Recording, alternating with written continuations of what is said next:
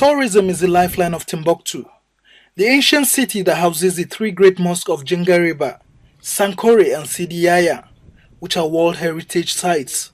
But the city and its monuments now lie desolate. Timbuktu's economy was at its lowest point after the city fell into the hands of Al-Qaeda-backed rebels who destroyed its spiritual and tourist attractions. Their reason was that the sites were not Islamic. They broke all things. They tell this is not good. God never tell this to building somebody who's dead, to building small house. The people come every Friday to take sand, would make something is not good. The rebels sacked the legitimate government, imposed strict Islamic laws. Western tourists were kidnapped and hotels were shut within the period. All this led to visitors and residents fleeing the regional capital. If you smoke, they'll beat you.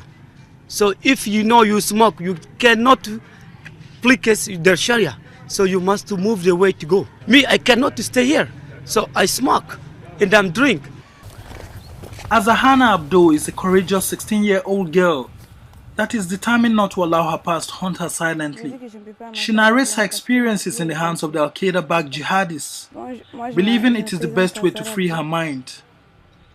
Abdul is not scared to let her face out as a rape victim in the troubled city of Timbuktu, where many girls were jailed for not wearing a veil, only to end up being raped by about 10 men in this bank that was converted into a police station. I know those who raped me. If I see any of them, I will recognize him. But they have all fled Mali. If they are caught, they should be executed. Définir la phrase négative. La phrase négative. With schools gradually reopening, many students here have one personal story or the other on the 11-month reign of terror by the rebels, who barred girls and boys from mixing or talking to one another. The Islamist rebels were not liberal. They asked students not to wear this or that, not to mingle and so on, until God liberated us from them. Their head teacher says the psychological impact of war, rape, maiming and looting in Timbuktu still distorts the thinking of some students during classes.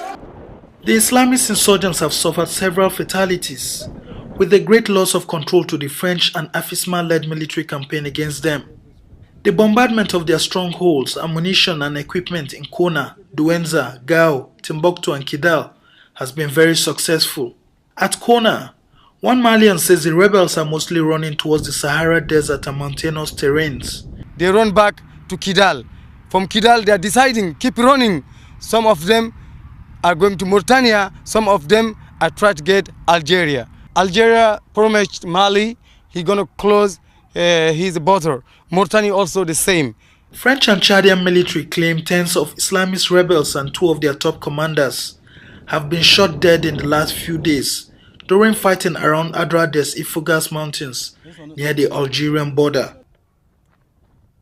The fight against Islamic insurgents in Mali continues to bring good and bad memories. One family at Jabale village who witnessed the forceful intrusion of their community by Al-Qaeda fighters fleeing northern Mali paid for it dearly when French steel bombers attacked the village to root out the insurgents. The bombardment was fair because not many people died. If not for the French, maybe all the villagers would have died in the hands of the insurgents. The fleeing insurgents had killed the local imam, who resisted the idea of allowing them to hide in the village. But some brave persons reported their presence, hence the bombardment that resulted in one civilian casualty. This man showed us his scars from bullet wounds. We didn't help the terrorists or give them place to stay. They just came by surprise shooting guns in the air to make us afraid of them. We ran away. They later chose a couple of houses where they dropped their guns. Those were the houses bombarded by the French. It is 37 degrees in Bamako, and with the hot weather comes the challenges of everyday living. Many Malians are out managing their lives in a crippling economy, where war in the north and political instability has made living more difficult. One man is even finding life more difficult after having his right hand chopped off by Islamist fighters for helping ship guns left by fleeing Malian troops in Gao back to Bamako. Living in squalor, Suleiman Traore feels abandoned when he needs help the most. By taking the guns out of Gao so that the rebels won't use them, we did it for the government and Malians. So the government has to think about us. We don't need to beg government any money considering our condition. The ancient city of Timbuktu remains deserted. Schools and hospitals are gradually opening up to the public, but banks and police stations remain closed. Meanwhile, the French military, alongside their Malian counterparts, are in full charge of the city, while the Islamist insurgents continue to be on the run. This local police station also bears the signature of the rebels. It remains abandoned for over a year, after policemen were chased out of the city like their military counterparts. But with the recapture of Timbuktu by French and African forces, one Malian on a visit to the city says better days lie ahead. When it comes to tourism coming back, I think the economy in general, we are pretty hopeful. Things will come back to normal. About 8 out of 16 listed mausoleums in Timbuktu were destroyed. Tom Nasambo, TVC News, Timbuktu.